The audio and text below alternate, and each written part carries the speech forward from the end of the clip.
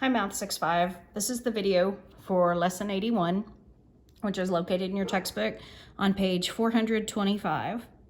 If you haven't already done so, go and take time test H in your test and worksheet book, which is on page 159 in your test and worksheet book, and have your parents grade that and do corrections if necessary. Excuse me, your practice problems for lesson 81 are located on both page 427 and 428. So it's on both. Be sure you don't forget those last few problems on 428. Okay, let's get started on lesson 81. It's about reducing fractions. So let's do our quick review. Our numerator is our top number in the fraction. Our denominator is our bottom number in the fraction. Denominator and down both start with D. Okay? Fractions that are equal to 1. We know any fraction that the numerator and denominator are the same number, the fraction equals 1. Doesn't matter what the number is, as long as the numerator and the denominator are the same. So here are some examples. We know that's equal to 1. Now, when we divide a number by 1, it doesn't change the value of that number. For example, 8 divided by 1 is 8. 5 divided by 1 is 5. 10 divided by 1 is 10. 25 divided by 1 is 25. So it does not change the value of your number to, divide it by 1. We used this concept just a couple lessons ago in 79 to multiply by 1 to find equivalent fractions. Well, now we're dividing by 1, and that's not changing the value of our answer either. So we're using it to reduce our fractions, to make our numbers smaller. So when we reduce our fractions, we divide our fractions by a fraction name for 1.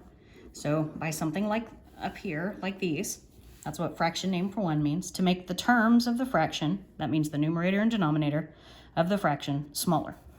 So let's look at some examples. If we're asked to reduce 3/6, we have to figure out what can we divide, it'll be equal to 1, what can we divide both 3 and 6 by to make them smaller? Well, we know that we can divide if we divide by 3, and we can divide 6 by 3. So basically it's like dividing by that fraction that's equal to 1. We can reduce our fraction. So 3 divided by 3 is 1. 6 divided by 3 is 2. So our reduced fraction would be 1/2. You may be asking, how did I come up with 3? Well, I looked at my two numbers, and I know that the only factors of 3 are 1 and 3. So if I'm going to divide it by something, it has to be either 1 or 3. And I know that 3 is also a factor of 6. So that is why I decided to go with 3. So I divided it by, and remember 3 over 3 is the same as 1. So it's like saying 3/6 divided by 1 equals, and this is the same as 3/6. So it's like saying 3/6 divided by 1 equals 3/6. We've just made the terms, the numerator and the denominator, smaller. But we did not change the value of the fraction. So let's keep going for another example. Okay, this example is 2/6. Let me zoom in a little. It's a little small for y'all to see possibly. 2/6. So I have to find a number I can divide by that's equal to 1, a fraction that's equal to 1. And I'm going to divide it to make it smaller in order to reduce it. So I know the factors of 2 are 1 and 2. So I'm going to go with 2. So 2 divided by 2 is 1. 6 divided by 2 is 3. So my answer is 1/3. So 2/6 reduces to 1/3.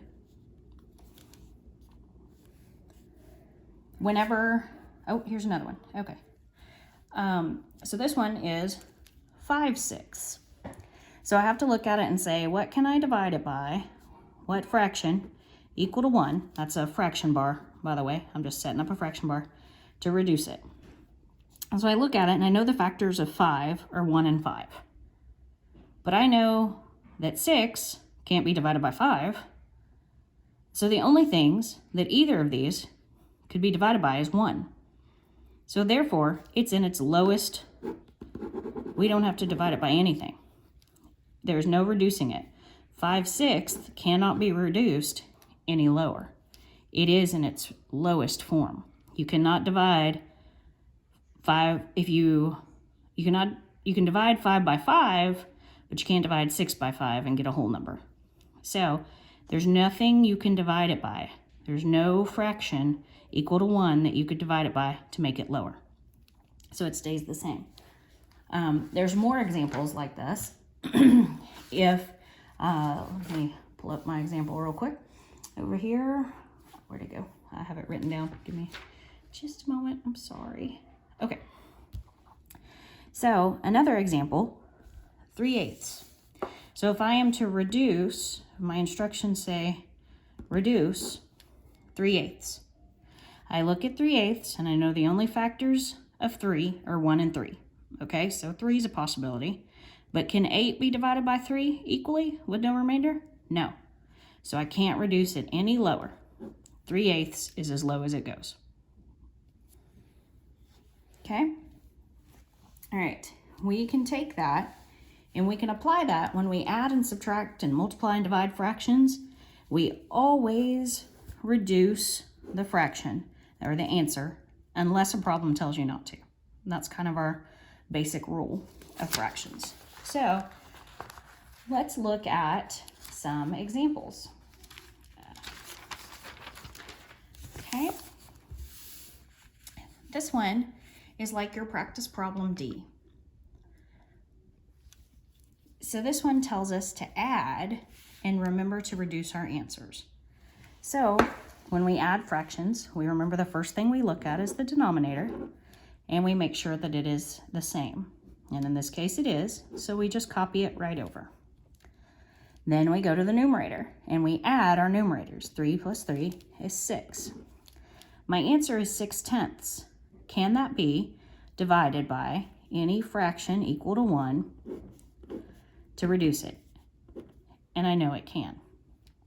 So I know that these are both even numbers. So I can divide by 2. And whatever I do to the top, the numerator, I need to do to the bottom to make it equal to 1.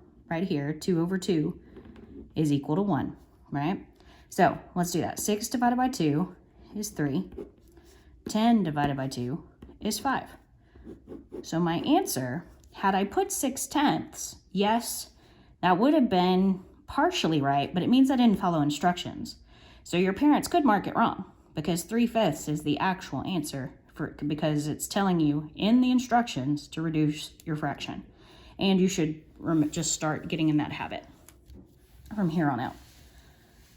Okay, now we can also use this to rewrite each mixed number with a reduced fraction. So if I look at your practice problem H, my mixed number is 2 and 5/10. What it wants me to do on this mixed number is go ahead and move it into an improper fraction. So I'm going to do that. I remember I take 10 times to do that. 10 times 2 is 20. Add 5 is 25 over, and I keep my denominator the same. Okay, so now I've changed my mixed number into an improper fraction, but it wants, my instructions specifically tell me to reduce it. So what can I divide both the numerator and the denominator by to lower these numbers? Both of these are divisible by 5. Factors of 25 are 1 and 5 and 25. So I'm going to start with dividing by 5, and I'm going to do that to both my numerator and my denominator. 25 divided by 5 is 5. 10 divided by 5 is 2. So my answer is 5 over 2, or 5/2. So that would be my mixed number as a reduced fraction. Now, find the difference and remember to reduce. Remember, a difference is when we're subtracting. I like to write my subtraction problems vertically. So 5 and 5/12 minus 1 and 1/12. Okay, anytime we are adding or subtracting fractions, we look to that denominator. It's the same, so we bring it down. Now we can subtract our numerators. 5 minus 1 is 4. Then we can go to our whole numbers. 5 minus 1 is 4. So I have 4 and 4/12, but 4/12 is not in its lowest form. I can divide 4/12 to make the numerator and denominator smaller. So the whole number 4 is not going to change. So I'm going to just rewrite that.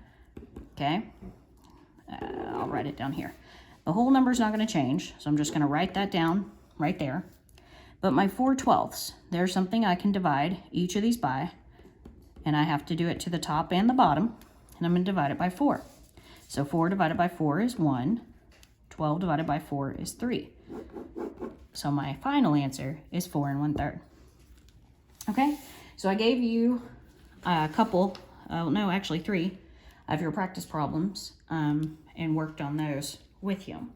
So your practice problems, like I said, are located on both page 427 and 428. I'll bring that on the screen for you. That way you'll see A and B are here, but you have to flip that page and finish off here with C through K. Okay? All right, there'll be a video coming for the next lesson.